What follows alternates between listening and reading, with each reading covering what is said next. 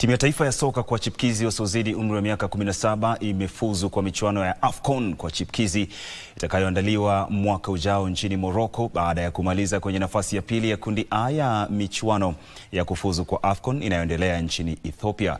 Jione jinsi mambo yalivyokuwa. Kikosi hicho cha Kenya kimetamba katika mashindano hayo kikianza kampeni yao kwa sare ya bao 1-1 dhidi ya Somalia kabla ya kupata ushindi wa mabao 2-1 dhidi ya Rwanda.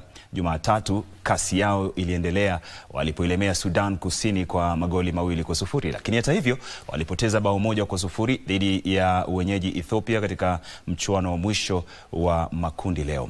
Licha ya kupoteza kwenye mechi ya leo, Junior Stars walifuzu kwa hatua ya nusu fainali ya mashindano hayo na pia wakajikatia na kujihakikishia nafasi ya kushiriki michuano ya AFCON kwa chipkizi wasiozidi umri wa miaka 17 mwaka ujao.